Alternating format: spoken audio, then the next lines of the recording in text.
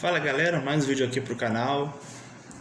Falar sobre essa coletiva do Pedrinho e Marcelo Santana, que pra mim nem precisava ter feito uma coletiva, mais uma, né, em menos de uma semana, pra falar do Paiva e do Felipe.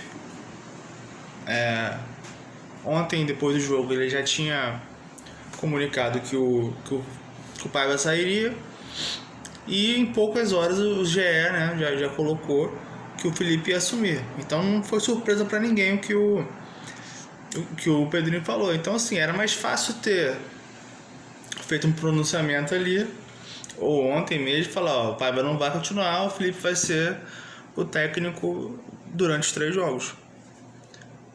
Mas enfim, quiseram fazer uma coletiva junto com o Marcelo Santana, e aí ficaram mais de 2 horas falando até muitos assuntos repetitivos, assuntos esses que já foram tratados na outra coletiva. Mas enfim, Marcelo Santana participou. Entre 2 horas é meio complicado você resumir aqui, mas finalmente perguntar em relação ao Felipe, qual é a função do Felipe no Vasco, o que ele faz, porque ele não aparece também para falar nada. Segundo o Pedrinho, o Felipe é o cara de relação com os jogadores, com o técnico, é um cara que indica algumas contratações. A parte mais burocrática, pelo que eu entendi, é do Marcelo Santana. Ou seja, o Felipe que provavelmente deve ter visto aí algum futebol no Emerson Rodrigues, no Domingues e no Jean David. Basicamente, em outras palavras, assim, ele vê, ele indica, vê com o Marcelo Santana a parte de salário, de compra, de empréstimo, enfim, toda a parte dos trâmites, né, para negociar. E aí me vem na cabeça assim, cara, o Felipe foi um jogador, jogou muita bola. Como é que ele viu, o que ele avaliou desses jogadores? Porque, assim, ninguém aqui assistia esses caras jogarem. O Emerson, eu vi algumas coisas na Libertadores desse ano, né, porque ele jogou pelo Milionários, não vi nada demais. Agora, duvido que o Felipe tenha assistido alguma coisa do campeonato português e do mexicano, pô. Então ele deve ter visto lances do cara, deve ter sido oferecido ao Vasco, ele achou uma boa, e não foi. Então me surpreende ele ter visto uma coisa diferente nesses jogadores. Segundo Marcelo Santana, a janela do meio do ano agora, né, que foi feita com esses jogadores, foi uma janela, segundo ele, para uma correção da primeira, sendo que assim, não corrigiu nada. Então assim, vai ter que ser feita uma outra janela para o ano que vem para corrigir as duas desse ano, né? Porque essa janela não corrigiu nada. E muito falou-se também na questão do Vasco mirar o mercado muito de fora, mercado internacional. Aí eu pensei, beleza, há rumores aí do Dourado, do Matheus Pereira, do Zanocelo, todos os jogadores que jogam fora do Brasil. Aí eu queria que alguém perguntasse na coletiva o seguinte: vocês assistem o Campeonato Nacional Brasileiro, costumam ver jogos além do Vasco? Vocês mapeiam aqui para ver se tem alguma boa contratação que vale a pena, né, não só tecnicamente, mas financeiramente, do que às vezes você arriscar um cara de fora, como foi feito já nessa janela, e aí você acabar gastando dinheiro à toa? Ninguém perguntou isso. Porque assim, a gente tem jogadores, já falei aqui várias vezes, não vou ser repetitivo, jogadores que estão aqui no Brasil que podem render, né?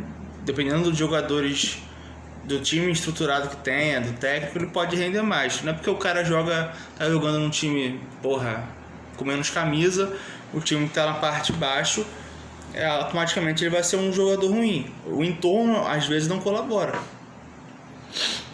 A gente viu vários casos aí, jogadores que jogavam Campeonato Paulista em time pequeno e foi campeão pelo Corinthians, no Vasco mesma coisa. Entendeu? O Vasco campeão da 2011 Copa do Brasil com um monte de refugo.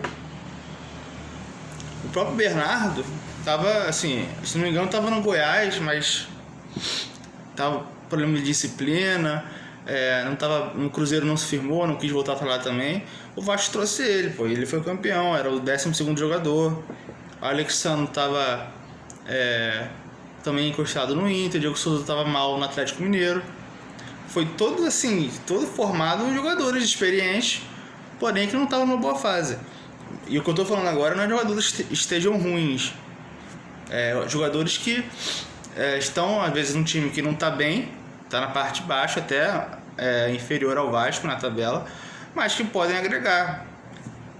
E dependendo, assim, se você pegar, por exemplo, o Red Bull tem muitos jogadores interessantes. Lucas Evangelista é um, entendeu? Juninho Capixaba. Então, assim, periga o Red Bull cair. Então, são jogadores que às vezes não querem jogar uma Série A, uma Série B. Você tem aí o próprio Juventude, já falei aqui do Lucas Barbosa, acho interessante, que foi revelado pelo Santos, se eu não me engano, mas aí não rendeu muito lá, enfim. Você tem o Coelho do Atlético Paranaense, que aí eu não sei se ele está emprestado pelo Bragantino ou se ele foi comprado pelo Atlético. Né? Então também é uma alternativa que, assim, em relação ao Fortaleza que eu falei do Moisés e do Breno Lopes, são jogadores que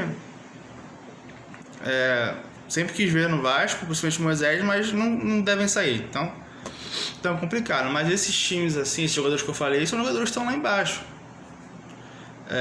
Então vale a pena você olhar às vezes o mercado aqui, né? Às vezes o mercado até sul-americano, assim, campeonato argentino, sempre tem alguns bons jogadores. Mas enfim, e aí foi falado umas coisas que o Vasco tá pagando, tem que pagar. Ele falou 2 milhões, não sei se para um jogador específico, acho que sim. Se o Vasco não fosse rebaixado, melhor de bônus, o dinheiro tem que pagar $650 mil em relação ao Paulinho Paula, que o Vasco tem que pagar ainda, né, ao time que ele tava, ou seja, você deve ter mais de 1 milhão aí se a gente converter pro real, 1 milhão e pouco por aí. Então, assim, são sempre valores a serem pagos. Falando do Pumita, que foi o jogador mais caro que o Vasco trouxe, porque teve coisas além, parcelas a pagar e tudo mais, que aí você entende que foi mal feito desde o começo, desde o ano passado, essas contratações. Não acho que o Pumita seja um jogador horroroso, mas provavelmente não deve ter um salário baixo e não deve não joga para ter tudo isso, né? Mas enfim, tem que contar que veio também, custou, né? Então eles basicamente falam isso, falam coisas que a gente já tá acostumado, que a gente já viu. Falou que pegou o time assim, o buraco era mais baixo, falou dos treinadores que estão vendo, né, do perfil que eles querem que perde, pressiona, não sei o que. Eu vou falar aqui, para mim, dentre as opções possíveis no mercado, que trabalhou aqui e financeiramente, eu acho que o Pedro Caixinha talvez seja menos pior. Não quero o Renato Gaúcho, não quero mesmo o Renato Gaúcho, não acho uma boa. Não vem fazendo um bom trabalho no Grêmio, é um cara que fala muita besteira, né, na imprensa, assim, não é um cara que realça muito o grupo dele, assim, ele que ganhou, os outros perderam, se perde, nunca é culpa dele, é culpa do elenco que tá ali, que é limitado, sabe? Eu não gosto desse perfil de treinador, entendeu? Então, não vem com o Luxemburgo, pelo amor de Deus, entre outros aí, Jair Ventura, sabe? Assim, a questão do Tite, eu vou deixar claro, a questão do Tite não vai vir porque não tem dinheiro, nem o Tite ele não descasta, vamos acordar. Não tem condição. Não é pelo Tite, é pelo salário que ele vai receber, que ele ganha. Então, assim, eu não vou me pautar pelo que ele fez no Flamengo, porque o Flamengo é uma fritadeira de técnicos. Nenhum técnico para no Flamengo. Também tem um ambiente lá complicado, que os jogadores mandam no vestiário. Então eu não vou me pautar porque ele não foi bem no Flamengo, que não sei o que. Cara, não vou descartar um técnico como o Tite, apesar da seleção ele não ter ido bem e tudo mais. Até porque o Tite é conhecido por por conseguir montar bem defesas. E eu duvido que se tivesse o Tite no Vasco hoje, o Vasco ia tomar tantos gols em tão poucos jogos como o Vasco tomou. Mas é uma questão de financeiro, o Tite não vai vir pro Vasco, assim como o Luiz Carlos também não, né? Vamos pensar no normal. O Caixinha, já falei aqui, é um cara que tá desde o ano passado no Bragantino, fez um bom campeonato, chegou até a ter chance de título no final, até a final, depois ficou para a Libertadores. Esse ano ele foi mediano, depois o Bragantino foi caindo. Mas, a meu ver, o Bragantino é um time que não tem muita pressão de torcida, pressão por título, já é uma SAF, é um time com pouca torcida mesmo. Então, assim, a gente vê que o Bragantino, ele saiu, deve ter um mês e pouco, um mês aí, e o Bragantino segue perdendo, né? Então, assim, o problema do Bragantino não era o Caixinha, entendeu? Então, eu acho que pelo ano de 2003, eu acho que ainda vale alguma coisa, porque ele chegar a ser terceiro no campeonato com o elenco que o Bragantino tem, que tem até alguns bons jogadores, como tinha, o Elinho não tá mais, né? Mas tinha o Elinho, tinha o Sacha, entendeu? O próprio Lucas Evangelista, mas não era um time melhor que Palmeiras, Flamengo, nem mesmo Botafogo, mas conseguiu ali chegar entre os três, chegou até a ficar em terceiro colocado. Então, dentre as opções disponíveis, assim, não quero Fernando Diniz também, caso ele não fique no Cruzeiro. Pra mim não é o momento dele, ele não tá legal o trabalho. Então ele é um técnico estrangeiro, mas diferente de outros que passaram aqui, ele já tá um ano e pouco no Brasil, ele conhece o futebol brasileiro, ele conhece os jogadores, já enfrentou o Vasco, não só esse ano, mas no ano passado. Então eu acho que é o menos pior dos treinadores. Enfim, então assim, ele ficou 2 horas falando sobre o cargo do Felipe ia assumir só os 3 jogos, falou-se também da parte, aí entrou algumas questões que eu acho que nem é do Marcelo, nem é do Pedrinho, que é a parte de análise tática, e muita gente fica falando do 4-3-3, que o Vasco não joga no 4-3-3. Já falei aqui, o Vasco joga no 4-2-3-1 com bola e sem a bola 4-4-2. Os únicos jogos que o Vasco jogou no 4-3-3 foi lá atrás contra o Bragantino, poupando o jogador para a Copa do Brasil, e recentemente contra o Fortaleza, que entrou o Galdames. O Vasco joga no 4-2-3-1. Então, assim, criou-se uma narrativa aí, não sei quem começou a falar que era 4-3-3. O Vasco não joga no 4-3-3. O Vasco joga para frente no 4-2-3-1. E sem a bola, 4-2, tá nítido. Você pega a televisão no estádio, você vai ver o desenho de 2 linhas de 4 e o Verratti com o Paê, o Verratti com o Coutinho. As pessoas têm que ter um pouco mais de noção também de futebol para poder falar, pô. Enfim, então assim, foram 2 horas mais de papo, assim, o Pedrinho falando sempre das dívidas, falando que é o perfil tal, contratação, não sei o que. Mas, cara, tudo vai depender do final do ano. Mas eu acho que já deveria ter um contato com algum técnico já por agora, porque daqui a pouco não vai ter técnico disponível, vai esperar muito, o cara vai fechar com outro clube. Então eu, se eu fosse o Vasco, já começava a ver isso, tá? Já via um técnico, entendeu?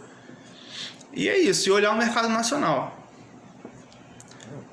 Depois de um tempo da coletiva virou um bate-papo, já virou meio que botequim, risada, e aí já perde o foco. Mas ele basicamente 2 horas ele falou do Paiva, falou do Felipe comando técnico. Repito, era uma coletiva que nem precisava ter feito, mas ele quis fazer, e é isso.